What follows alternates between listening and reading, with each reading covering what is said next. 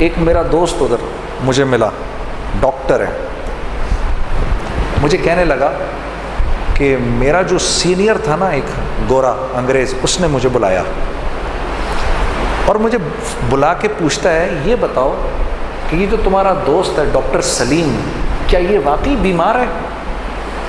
اس نے پوچھا تو اس نے مجھ سے 3 دن کی چھٹی لی ہے، کہہ رہا ہے کہ میں بیمار ہوں، لیکن میں نے اس کو کل اس کے بچوں کے ساتھ شاپنگ سینٹر میں دیکھا ہے، تمہارا کیا خیال ہے ڈاکٹر سلیم نے مجھ سے جھوٹ تو نہیں بولا ہوگا نا؟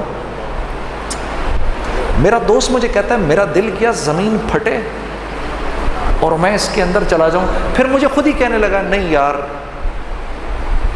جھوٹ نہیں بول سکتا، وہ اس نے مجھ سے جھوٹ تو نہیں بولا ہوگا نا. وہ میرا دوست تھا ڈاکٹر صاحب، وہ کہتا ہے مجھے سمجھ ہی نہیں آئی میں اس کو کیا جواب دوں کہ یار ہم تو چلتے پھرتے ایک دوسرے کو جھوٹ بولتے ہیں.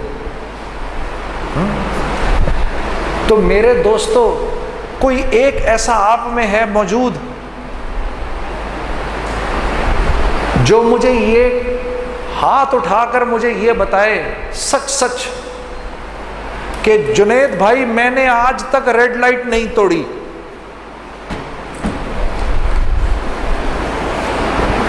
ہے آپ میں کوئی ایسا؟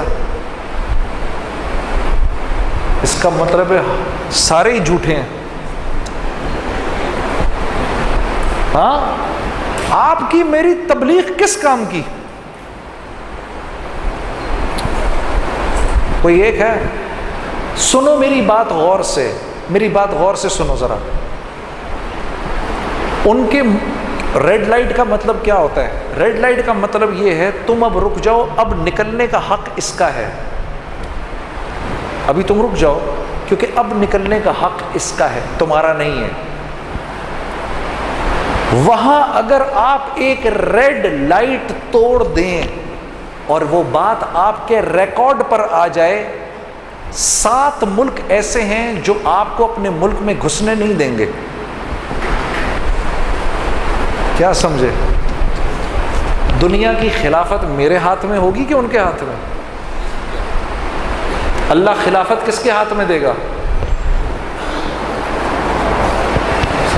7 ملک ایسے ہیں اگر آپ کے ریکارڈ میں آ گیا، آپ نے زندگی میں ایک بھی ریڈ لائٹ توڑی ہے کبھی بھی، آپ ان کے ملک میں گھس نہیں سکتے. 7 ملک ایسے ہیں. وہ یہ کہتے ہیں کہ یہ کیسے ہم کسی ایسے آدمی کو اپنے ملک میں گھسنے نہیں دے سکتے جس نے بیجا دوسرے کا حق مارا ہو. ہماری تبلیغ کو 100 میں سے اب کتنے نمبر ملنے چاہیے ہماری دعوت کو؟ اب آپ نے دیکھ لیا کلمہ کوئی کیوں نہیں پڑھ رہا. میں ہوں وجہ، میں ہوں وجہ اس کی.